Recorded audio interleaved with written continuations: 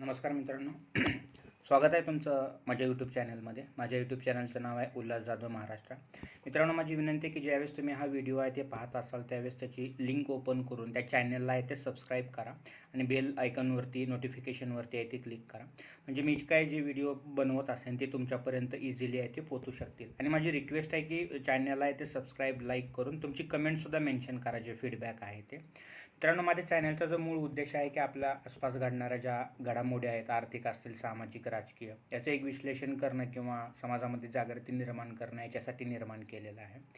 आज आपण पाहतोय की आपल्या देशामधून सरकारी बँकेचं जे लोन असतं ते लोन चुकवून परदेशी फरार होण्याचं प्रमाण आहे ते खूप वाढलेलं आहे. अनेक गुजराती उद्योगपती असतील त्यांनी हजारो कोटीचं लोन आहे ते बुडवून आज आपल्या देशातून आहे ते पोबारा केलेला आहे. देशामध्ये 2014ला सत्ता मागत असताना एका विश्वगुरूनं म्हणलेलं होतं की 15-15 लाख सगळ्यांच्या अकाउंटला येतील आणि जे देशाबाहेरील जे काळं धन आहे ते आपल्या देशामध्ये आहे ते परत येईल. आपल्या बाहेरच्या देशाचं काळं धन आपल्या देशात तर आलंच नाही, उलटा आपल्या देशामध्ये जे हक्काचं धन होतं, जे सर्वसामान्य गोरगरीब जनतेचा पैसा होता, विद्यार्थ्यांचा पैसा होता, उद्योगपतींचा पैसा होता, कष्टकऱ्यांचा पैसा होता, पोस्ट बँकेमधला पैसा होता, तो सुद्धा मुक्तपणे फरार लोन उचलून आहे ते फरार होत आहे. कारण सरकार यांच्याबद्दल कुठलीही कारवाई ते करत नाही आहेत. नुकतंच मुंडवा कोरेगाव पार्क परिसरातील 40 एकर जमिनीचा जो घोळ आहे त्याचे जे स्वतःच्या नावानं करून घेतलेली जी जमिनीची मालकीण आहे तेजवानी मॅडम, ह्या तेजवानी मॅडमने आज आपल्या देशातून आहे ते पोबारा केलेला आहे. आपल्या कायदा सुव्यवस्थेच्या आणि सतर्क यंत्रणेच्या हातावरती तुरी देऊन आज तिने आपला देश आहे ते सोडून पळून गेलेले आहेत.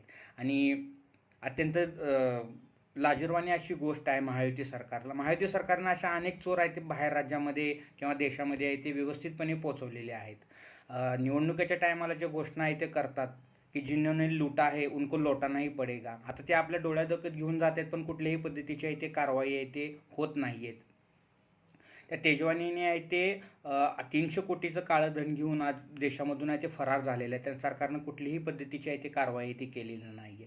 सर्वसामान्यावरती खूप धाक आहे. साधं सिग्नल जरी तोडला तर लगेच पावती आहे, लगेच कारवाई आहे. पण जे मोठे धन घेऊन पळून जातात त्यांच्या विरोधात कुठलीही कारवाई नाही. म्हणजे हेच रामराज्य तुम्हाला भाजपवाल्यांना हवं होतं का? निवडणुकीच्या टायमाला जी घोषणा देतात वेगवेगळ्या पद्धतीच्या, कटेंगे क्या बटेंगे, काही अशा पद्धतीची घोषणा आहेत. आपल्या शेजारील जे राष्ट्र आहे चीन, त्याने 834 किलोमीटर पर आवर वेगाने पळणारी ट्रेनचा शोध लावलेला आहे. तितकी आहे. आणि आपले विश्वगुरू आहे ते बिहारमध्ये जाऊन आणखीन जातीय समीकरणामध्येच खेळत आहेत. अत्यंत खेदजनक अशी ही ती गोष्ट आहे. बाहेरच्या देशात पळून जाणारे जे भारतीयांचा